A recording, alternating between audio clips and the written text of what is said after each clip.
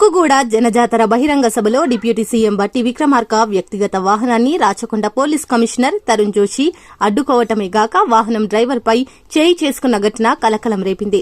Deputy CM వాహనం అని చెప్పినా కూడా పోలీసులు అనుమతించలేదు.